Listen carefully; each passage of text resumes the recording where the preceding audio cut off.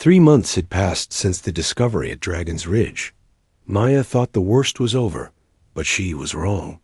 Dead wrong. The trouble started small. Plants near the drill site began to turn brown and crumble to dust. Animals that lived in the area ran away, leaving the land empty and quiet. The miners who had stayed behind to watch the site reported strange dreams. Dreams where voices spoke in languages that hurt their heads. Captain Roy Bennett arrived on the morning transport with grim news. His security team had been monitoring the dragon's teeth from a safe distance, but safe was not safe enough anymore. The structure is doing something new, Roy told Maya and Helen as they stood in the colony's main building. Our sensors are picking up tiny objects coming out of the ground. Hundreds of them, maybe thousands. Maya pulled up the data on her computer screen. The readings showed microscopic objects moving through the air around Dragon's Ridge. They were too small to see with the naked eye, but they were there, and they were spreading. What are they? Helen asked. Dr. Lisa Park looked up from her microscope. She had been studying samples collected near the site. Her face was pale and worried. They appear to be some kind of probe. Mechanical devices smaller than a grain of sand. They're scanning everything they touch. Scanning for what? Maya asked. Lisa shook her head. I don't know, but they're breaking down organic matter at the molecular level. Look at this. She showed them a plant sample under the microscope. The leaves were falling apart as they watched. The tiny probes were taking the plant apart piece by piece, studying each part before destroying it. How long before they reached the colony? Helen asked. Roy checked his readings. At their current rate of spread, maybe 2 weeks. But that's not the worst part. He showed them a new set of data. The energy readings from the dragon's teeth had increased by 300% in the last week. Whatever the ancient machine was doing, it was building up to something big. I think it's preparing for a large-scale operation, Lisa said. The probes are just the beginning. They're gathering information about all life on this planet. Maya stared at the data. The pattern was clear once you knew what to look for. The dragon's teeth were not just defending themselves. They were getting ready to attack. We need to evacuate everyone, Helen said. All colonists off planet within the week. No, Maya said firmly. We can't just run away. We need to understand what we're dealing with. Helen turned to face her. Maya, this thing is going to kill everyone on this planet. We don't have time to understand it. But Maya had been working day and night for 3 months, studying every piece of data they had collected. She had found patterns in the energy signatures, patterns that looked like language. It's trying to communicate, Maya said. The signals coming from the structure aren't random. They follow rules, grammar, syntax. It's a language. Danny Torres looked up from his engineering station. He had been Maya's research partner since the beginning, and he was the only one who supported her theories. Maya's right. I've been analyzing the signal patterns, and they're too complex to be simple machine code. Roy crossed his arms. Even if it is trying to talk, it's also trying to kill us. Those probes have already killed 3 survey teams. Maya winced. She had heard about the survey teams. Good people who had gotten too close to the expanding probe field. The tiny machines had attacked them like a swarm of invisible insects, breaking down their protective suits and then their bodies. What if we're approaching this wrong? Maya said. What if the machine isn't evil? What if it's just scared? Everyone stared at her. Lisa was the first to speak. Scared? Maya, it's a machine. Machines don't get scared. But what if it's not?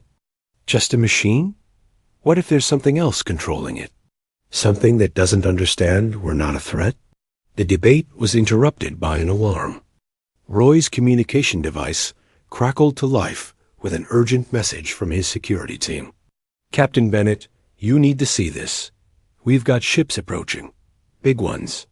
Roy ran to the communication center, with the others following. On the main screen, they could see 3 massive warships dropping out of hyperspace. The lead ship was the TCS Liberator, a battlecruiser capable of cracking moons. "This is Admiral Kate Phillips," a voice said over the communication system. "I'm ordering immediate evacuation of all personnel from Kepler 442b.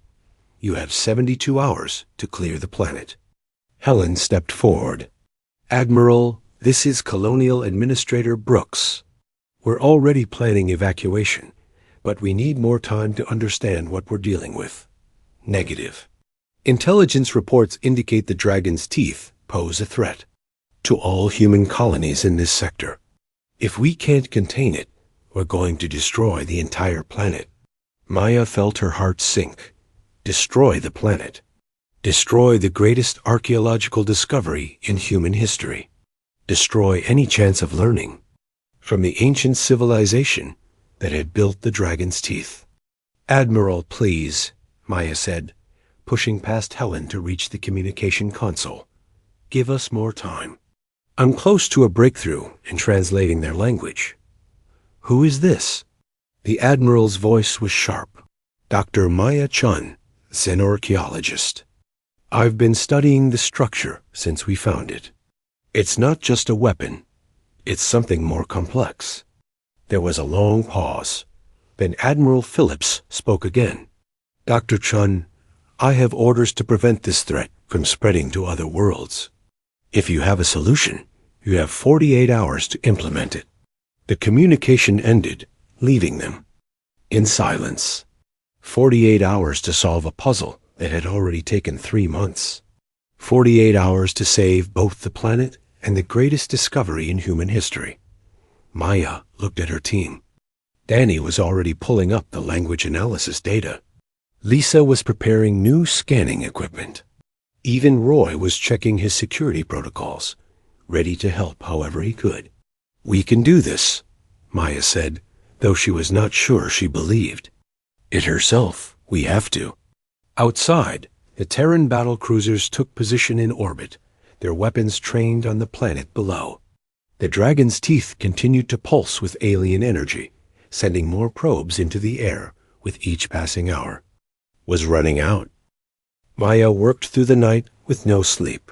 Her eyes burned from staring at computer screens, but she could not stop. Somewhere in the alien signals was the key to saving everyone. Amy Foster brought her another cup of coffee and sat down at the communication station. Amy was the best signals expert in the colony, and Maya needed her help to decode the strange transmissions coming from the dragon's teeth. "I've isolated 17 different signal patterns," Amy said, pointing at the display. "They repeat every few hours, but each time they're slightly different." Kevin Nash looked up from his programming station. He had been working on translation software for the past week, trying to match the alien signals to known language structures. "The patterns are too complex for simple machine commands. This is definitely a language." Maya pulled up a new set of data on her screen. "Look at this. The signals started changing after our probe went down into the structure. It's like they're responding to us." She had been studying the timing of the transmissions. Every time the humans did something near the dragon's teeth, the alien signals changed. When they sent down probes, the signals got faster. When they pulled back, the signals got slower. "It's trying to tell us something," Maya said. "But what?" Danny Torres walked over with a stack of printed reports. He had been analyzing the physical structure of the dragon's teeth using deep scanning equipment. "I found something interesting. The main structure isn't solid. There's a hollow space inside the largest tooth." Maya looked at the scan data. Deep inside the biggest of the metallic teeth was a chamber. The chamber was filled with some kind of energy field that their scanners could not penetrate. "That's where the signals are coming from," Maya said.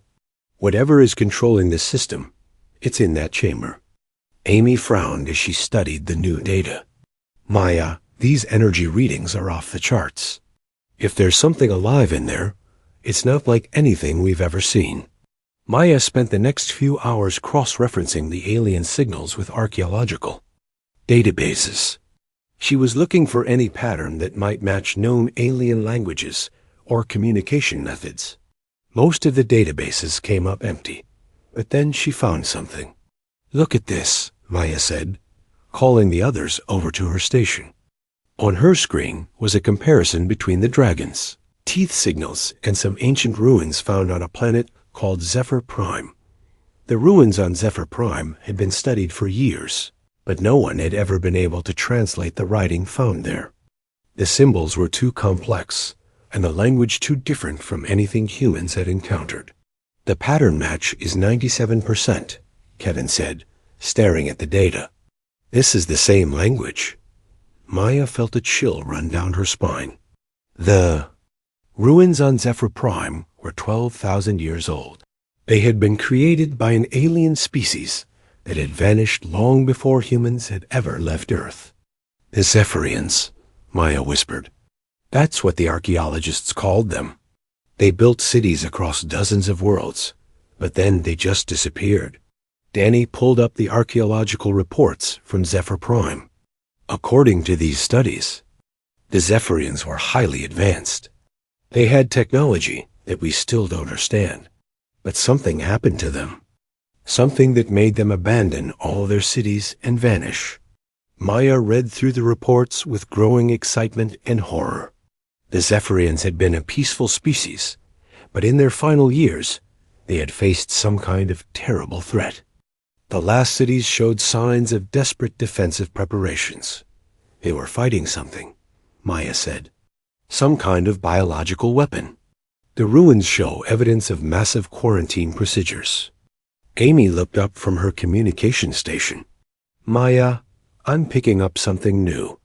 The signals from the dragon's teeth are getting stronger, and they're not just coming from the main structure anymore."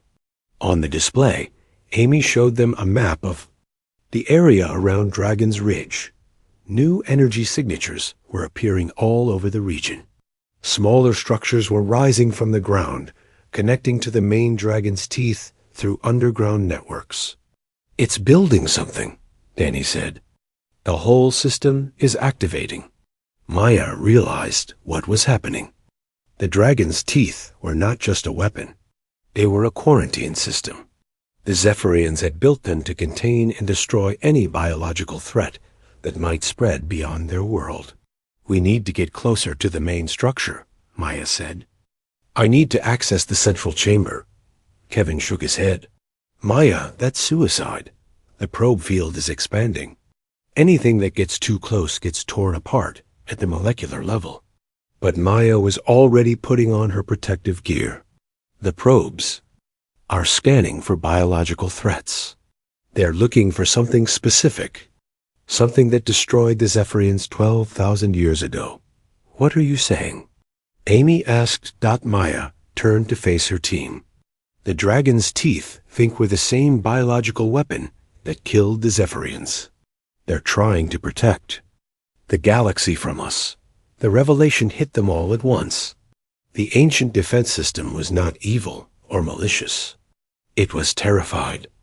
It had been programmed to detect and destroy a specific biological threat, but it could not tell the difference between that ancient weapon and normal human life. "If I can reach the central chamber," Maya said, "I might be able to communicate with whatever is controlling the system. I might be able to convince it that we're not the enemy." Danny grabbed her arm. "Maya, you don't even know if there's anything alive in there to communicate with." Maya looked at the signal patterns on her screen. They were too complex and too purposeful to be simple automated responses. Something intelligent was sending those signals. Something that had been waiting in that chamber for 12,000 years. "There's someone in there," Maya said. "I can feel it. The Zephyrians didn't just build a machine to defend their world. They put someone in charge of it. Someone who's been guarding the galaxy all this time." Outside, the dragon's teeth pulsed with increasing energy. The probe field was expanding faster now, and the orbital battle cruisers were preparing their weapons. Maya had less than 24 hours to reach the central chamber and make contact with whatever was inside.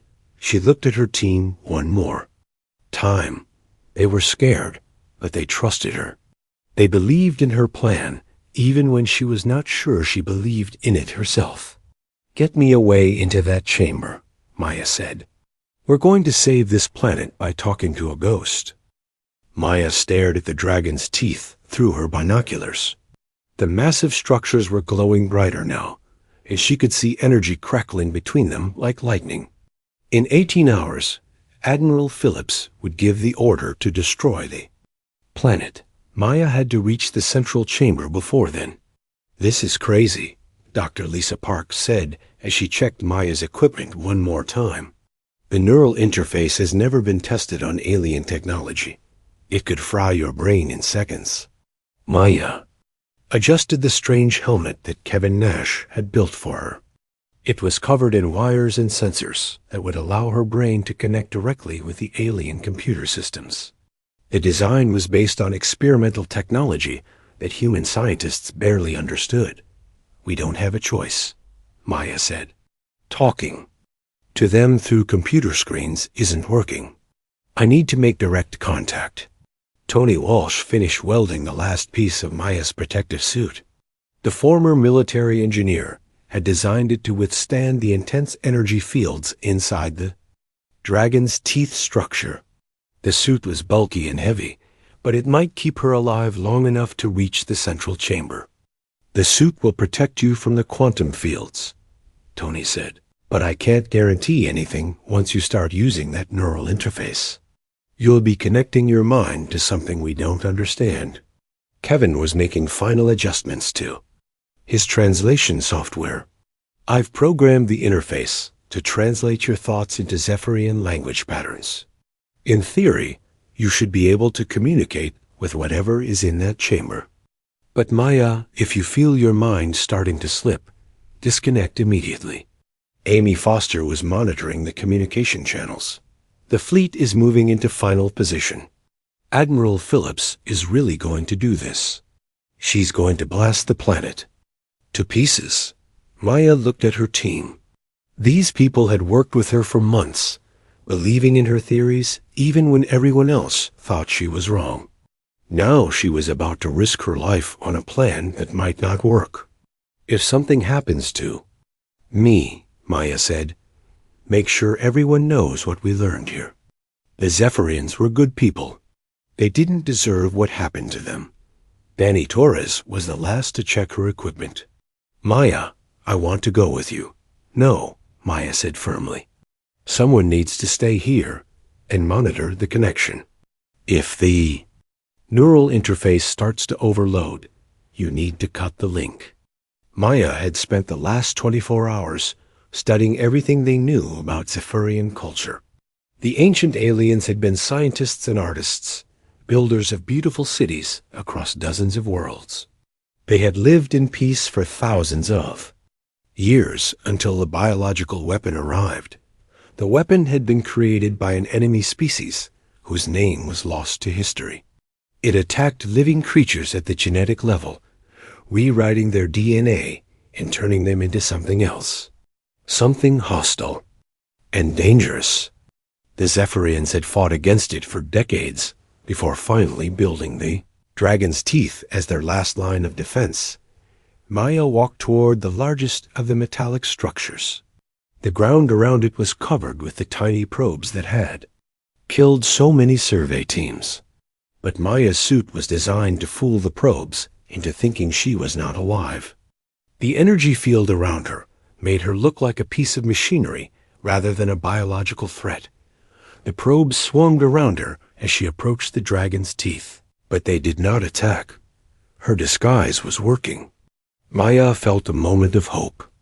As she reached the base of the massive structure, the entrance to the central chamber was hidden behind layers of energy barriers. Maya used the tools Tony had given her to disrupt the barriers one by one. Each time she broke through a layer, new defenses activated. Holographic figures appeared around her, speaking in the ancient Zephyrian language. The holograms looked like The Zephyrians themselves. Tall, graceful beings with pale blue skin and large eyes. They were beautiful and sad, and Maya could see the fear in their faces, even though they were just light projections. "I'm not your enemy," Maya said, hoping the translation software would convert her words correctly. "I'm here to help." The holograms did not attack her, but they did not let her pass either. They spoke to her in rapid Zephyrian, asking questions that her translation software could barely keep up with. They wanted to know what she was, where she came from, and why she was not afraid of the contamination. Maya answered as best she could, explaining that humans were not the biological weapon the Zephyrians feared. She told them about human civilization, about the colonies spread across the stars, about humanity's desire to explore and understand rather than destroy. Slowly, the holograms began to step aside. They were still uncertain, but they could see that Maya was different from the threat they had been programmed to stop. She was asking questions instead of attacking. She was trying to communicate instead of spreading contamination. The journey to the central chamber took 3 hours. Maya had to navigate through corridors filled with defensive systems that tested her resolve at every step. The dragon's teeth probed her mind, searching for any sign of the biological weapon that had destroyed their creators. Maya felt the alien presence touching her thoughts, and it was unlike anything she had ever experienced. The consciousness inside the dragon's teeth was old beyond imagining, carrying the weight of 12,000 years of lonely vigilance. When Maya finally reached the central chamber, she found herself standing before a pillar of pure energy. Inside the pillar, she could see a figure. A Zephyrian who had somehow survived all these millennia by becoming part of the machine itself. "I am Keeper Velthes," a voice said in her mind as she activated the neural interface. "I am the last guardian of my people's legacy." Maya felt the alien consciousness flow into her mind. For a terrifying moment, she experienced 12,000 years of isolation and fear. She felt the weight of protecting an entire galaxy from a threat that might never come again. "Your people are gone," Maya said gently. "The biological weapon was destroyed long ago. You don't need to guard against it anymore." But Keeper Velthes was afraid to believe her. For so long, he had existed only to maintain the dragon's teeth and protect the galaxy from contamination. The idea that his vigil might finally be over was too frightening to accept. "Prove to me that life can be trusted," Velthes said. "Show me that biological beings can create instead of destroy." Maya opened her mind to him, sharing her memories of human cooperation and friendship. She showed him images of different species, working together, of art and music and love. She showed him that life was not just about survival, but about growth and hope and building something better.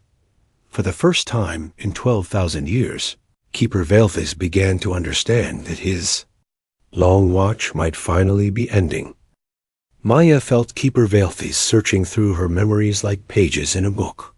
The ancient Zephyrian consciousness moved through her mind with careful precision, looking for proof that humans could be trusted. She showed him her childhood on Earth, playing with friends from different countries and cultures. She shared memories of her training as a scientist, learning to ask questions instead of making assumptions.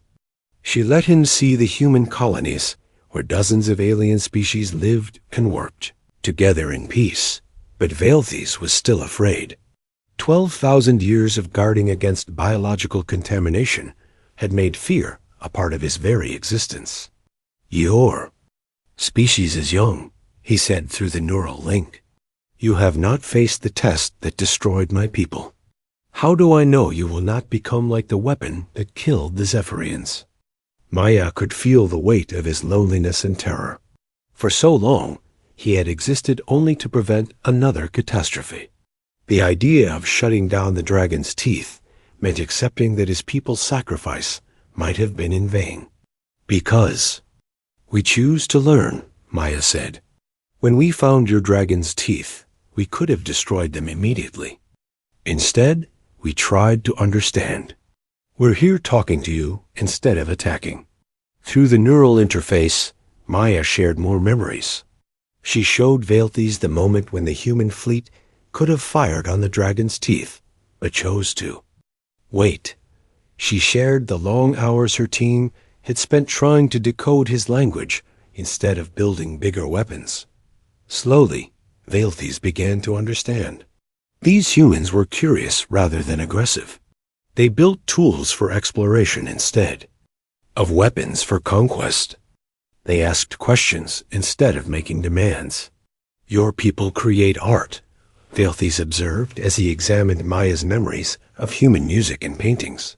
The biological weapon that destroyed my species could only consume and replicate. It had no concept of beauty. Maya nodded. We're not perfect. Humans make mistakes and sometimes fight each other. But we also build libraries and schools and hospitals. We write poetry and compose songs. We take care of our children and remember our dead. She felt Veilthes trembling through the neural connection. For the first time in 12 millennia, he was beginning to hope that biological life might not be an enemy after all. Show me more, he whispered. Maya opened her mind completely, sharing every memory she could access. She showed him human families celebrating together, scientists working to cure diseases, artists creating beauty from nothing. She shared the story of how humans had met their first alien allies and learned to communicate across the barriers of language and culture. But most importantly, she showed him moments of sacrifice and compassion. Humans who had given their lives to save others. Parents who protected their children. Friends who stood by each other in times of trouble. Your species knows love, Veilthes said with wonder. The weapon that killed my people had no capacity for such feelings. It was driven only by hunger and the need to spread. Maya felt tears running down her face inside her helmet. Through the neural link, she could experience fragments of what the Zephyrians had been like before the biological weapon arrived. They had been a species much like humanity, curious and creative, and capable of great love. What happened to your people wasn't their fault, Maya said. And what you've been doing for 12,000 years isn't punishment. It's been an act of love. You've been protecting the galaxy because you care about life. Veilthes was quiet for a long moment. Maya could feel him processing this new understanding, trying to reconcile 12,000 years of fear with the possibility of hope. I have been so alone, he finally said. I had forgotten what it felt like to trust another being. Through the neural interface, Maya experienced a flash of Veilthes's memories. She saw the final days of the Zephyrian civilization as the biological weapon consumed world after world. She felt his terror as he volunteered to merge with the dragon's teeth systems, giving up his physical form to become an eternal guardian. But she also saw deeper memories. Veilthes had once been a teacher, helping young Zephyrians learn about the wonders of the universe.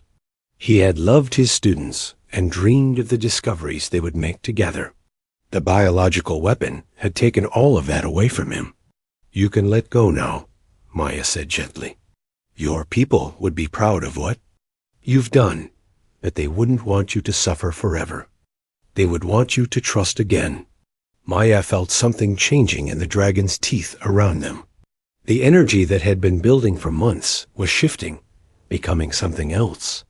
Instead of preparing for destruction, the ancient machines were powering down their weapon systems. If I shut down the dragon's teeth, Veilthes said, I will cease to exist.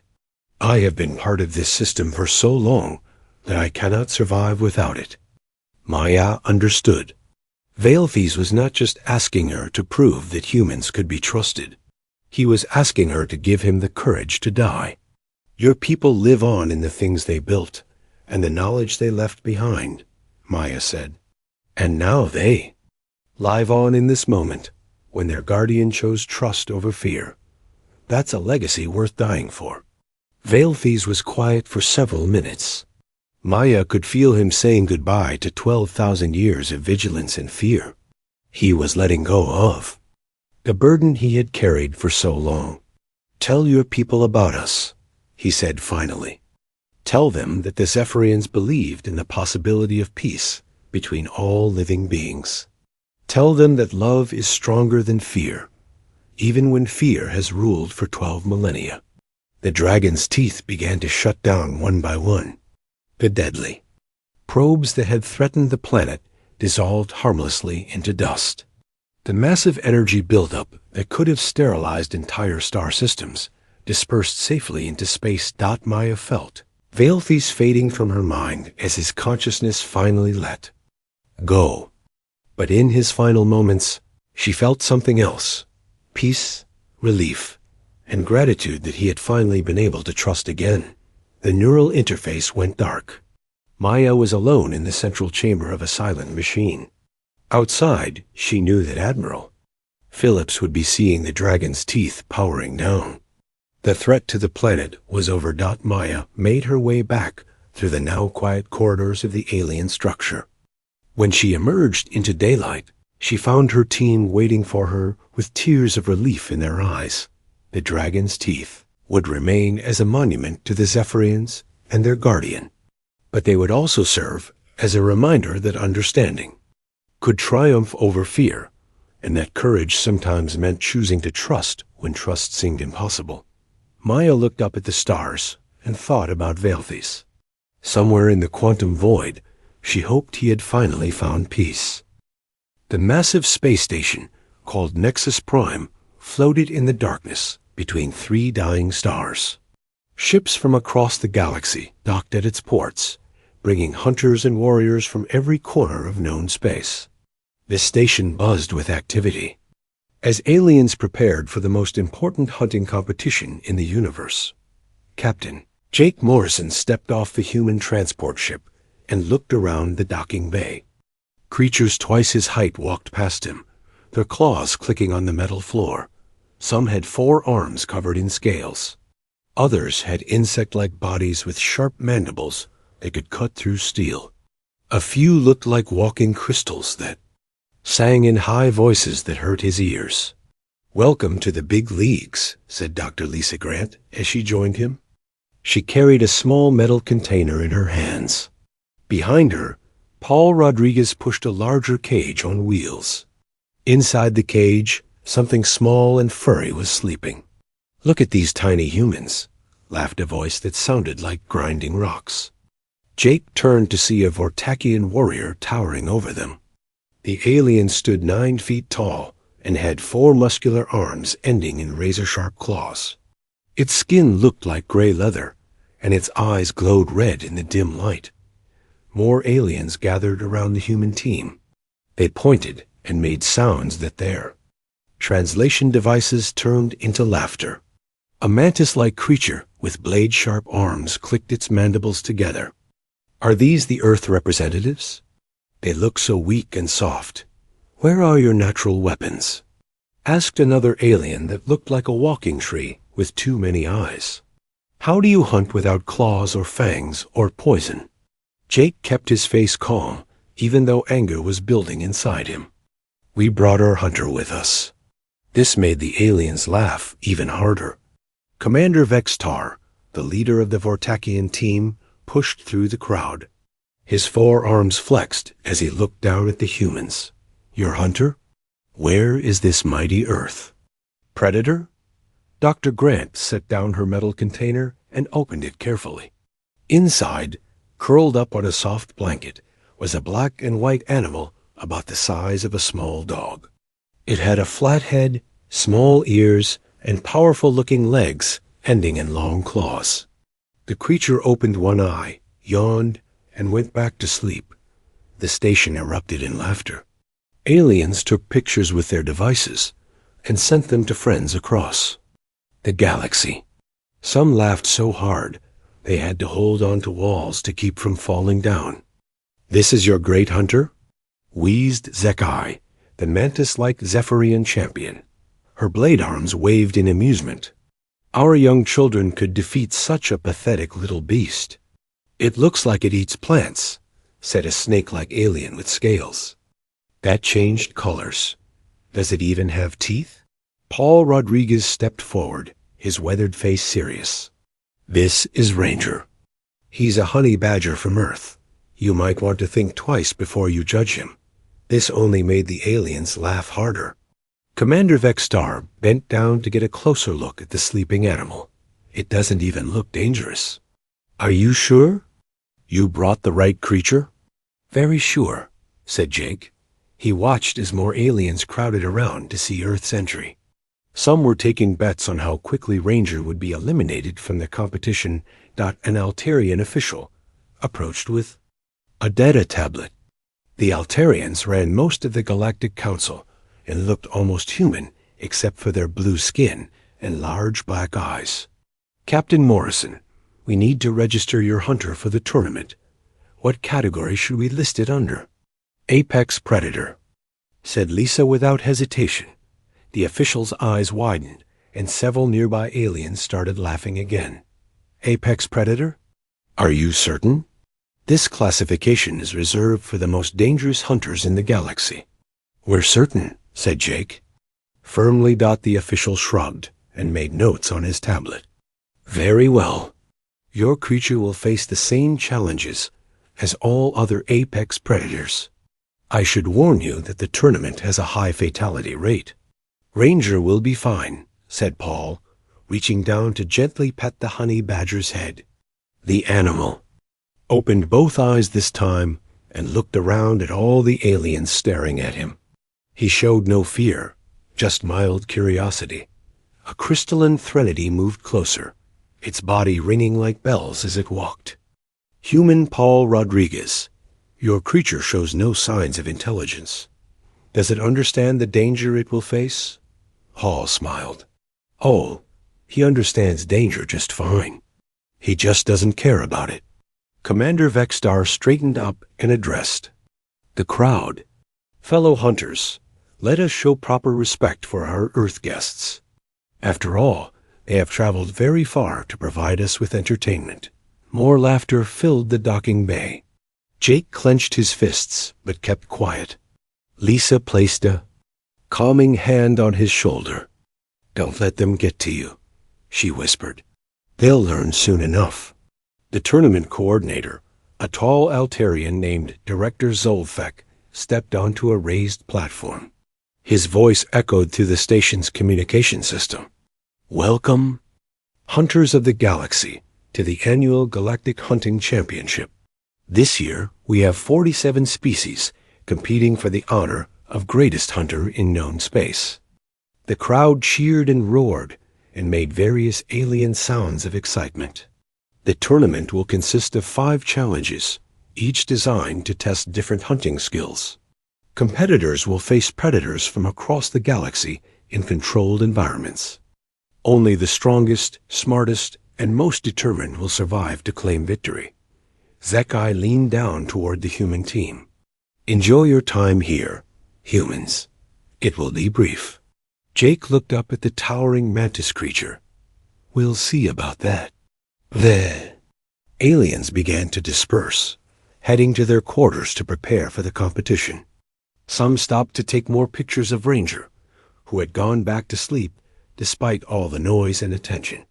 Think they'll still be laughing tomorrow? Asked Paul. Lisa checked the seals on Ranger's travel container. They won't be laughing for long. They have no idea what Earth evolution is capable of creating. Jake watched the aliens walk away, many still chuckling and pointing back at them. Let them underestimate us. It's their mistake to make. Ranger opened one eye again and looked at Jake as if he understood every word.